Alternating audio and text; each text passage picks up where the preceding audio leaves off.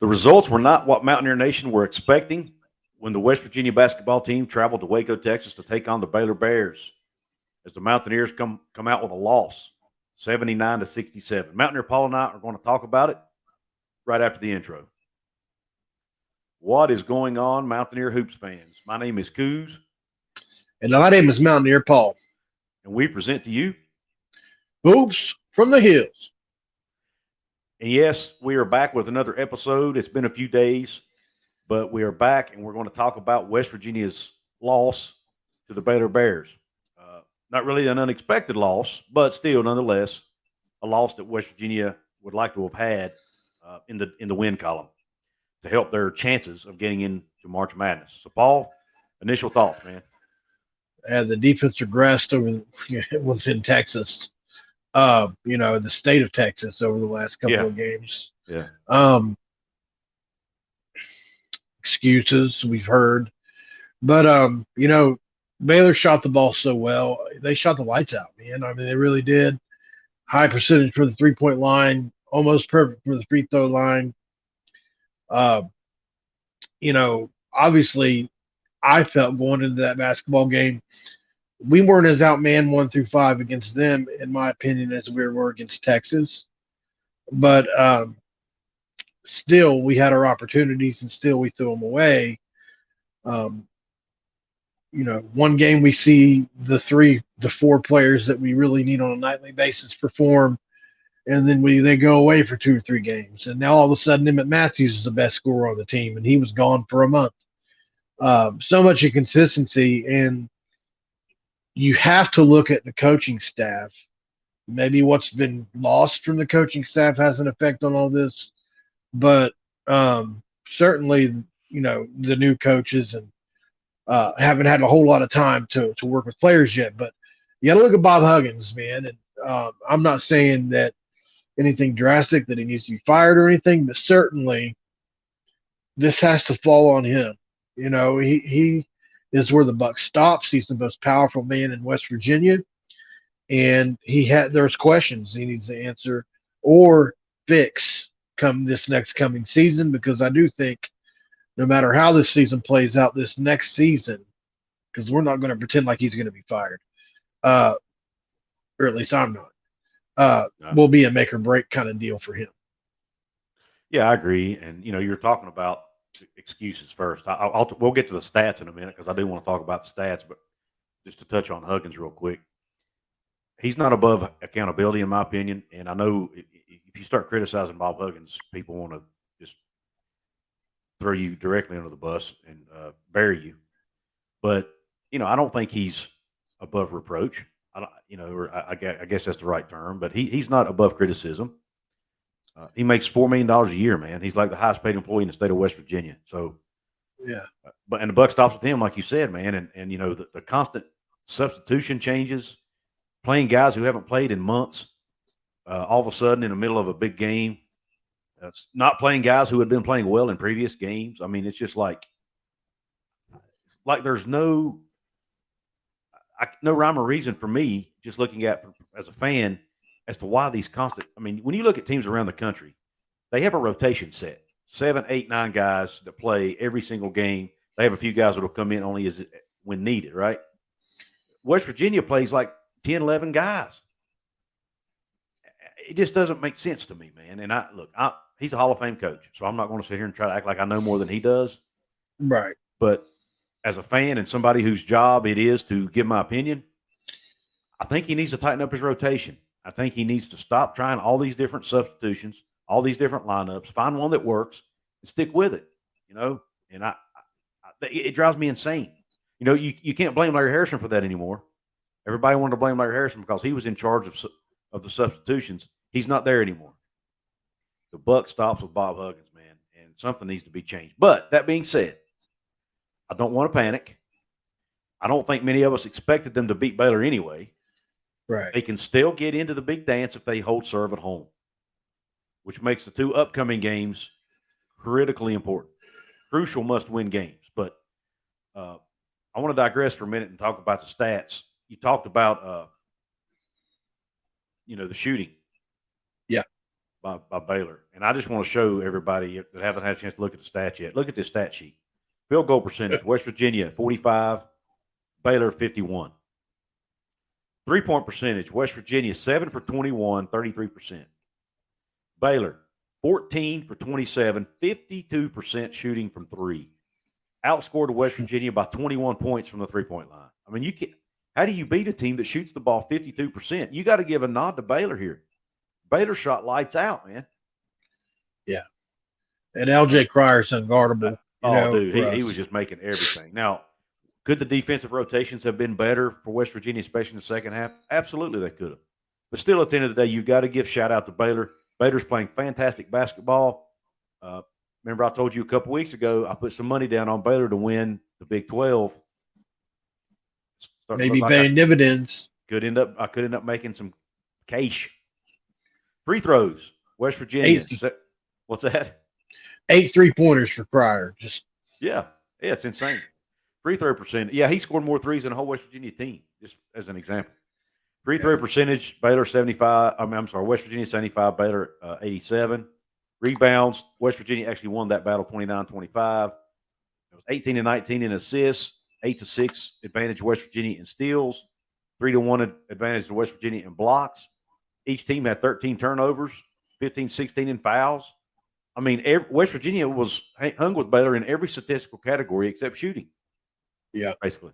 So, and 45% from the floor is not bad for West Virginia. That's not a bad shooting percentage. Right. That 3-point percentage was just, that was the difference in the game right there. Yeah. So, agreed.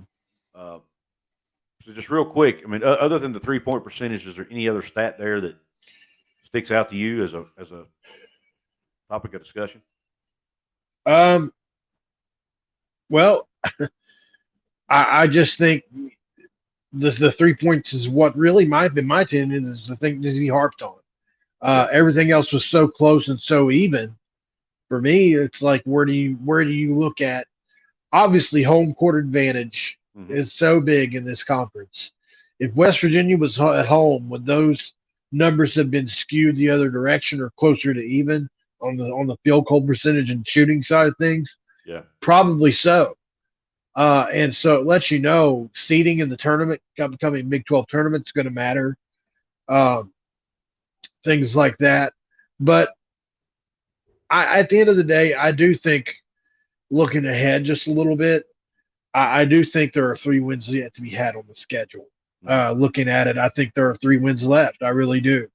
At least 2, and then it gets tight, right? But there's obviously an Iowa State team that we throttled pretty good, and a Texas Tech team that's playing better that we still have to play, but we feel like we should be better than them.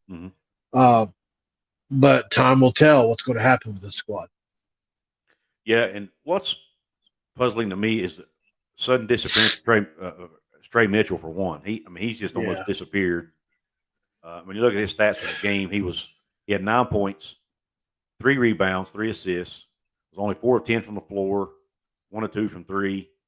And then Eric Stevenson, only 5 points on 2 of 8 shooting. That's just not going to get it done, man. You're really, in my opinion, the 2 best scorers on the team.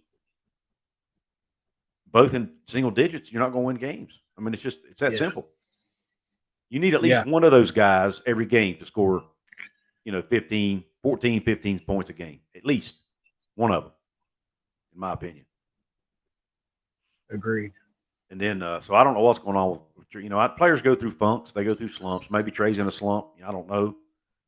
Early in the season, he was kind of carrying the team, so I hate to dog him too much.